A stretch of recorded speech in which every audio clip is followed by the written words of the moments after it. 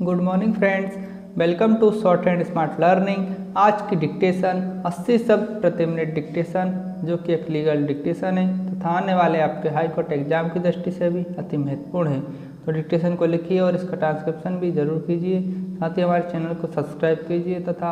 Dictation की PDF के लिए हमारे व्हाट्सएप या टेलीग्राम ग्रुप को जरूर ज्वाइन कीजिए। डिक्टेशन शुरू होगी 5 सेकेंड बाद।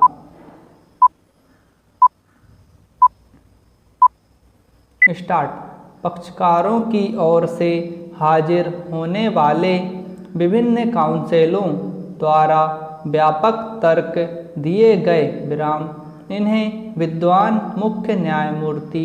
के निर्णय में अति विस्तार पूर्वक निर्दिष्ट किया गया है विराम सारतः याचियों ने जिनका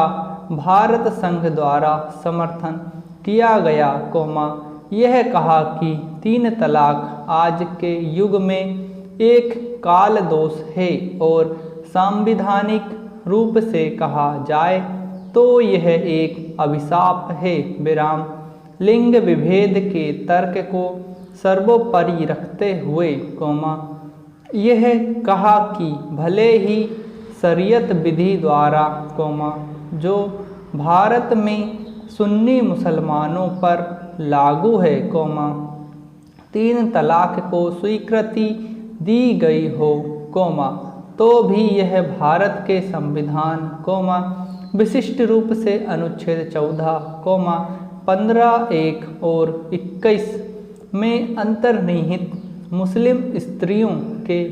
मूल अधिकारों का अतिक्रमणकारी है विराम इस बात का विरोध करते हुए मुस्लिम पर्सनल बोर्ड तथा अन्य की ओर से काउंसिलों ने जिन्होंने उनका समर्थन किया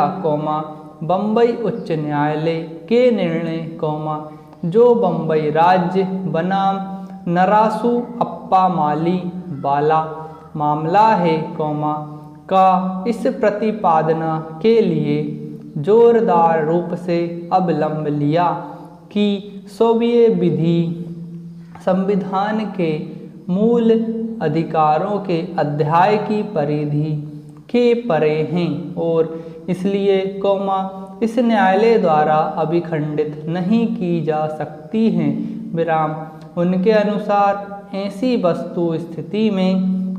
इस न्यायालय को इस मामले से अपने हाथ खींच लेने चाहिए और मुस्लिम स्त्रियों तथा अन्य स्त्री संगठनों को विधानमंडल के पास भेजा जाना चाहिए क्योंकि उनके अनुसार यदि अनुच्छेद 25(2) के अधीन सामाजिक कल्याण और सुधार के उपाय के रूप में 3 तलाक को समाप्त किया जाना है तो केवल विधानमंडल को ही ऐसा करना चाहिए विराम इस पर दूसरे पक्ष का प्रतितर्क यह है कि मुस्लिम सोवियत विधियों पर इस प्रकार का आक्षेप नहीं किया जा रहा है विराम इन मामलों में आक्षेप की विषय वस्तु वह कानून अर्थात मुस्लिम पर्सनल लॉ एप्लीकेशन एक्ट 1937 कोष्टक जिसे इसमें इसके पश्चात 1937 का अधिनियम कहा गया है कोष्टक है विराम उनके अनुसार 1937 के अधिनियम की धारा 2 में 3 तलाक को कानूनी विधि द्वारा विनिर्दिष्ट और पर स्वीकृति दी गई है और यह घोषणा करने के लिए इप्सा की गई है कि 1937 के अधिनियम की धारा 2 उपर्युक्त सीमा तक सांविधानिक रूप से अविधिमान्य है विराम इस पर मुस्लिम पर्सनल बोर्ड ने यह कहा कि धारा 2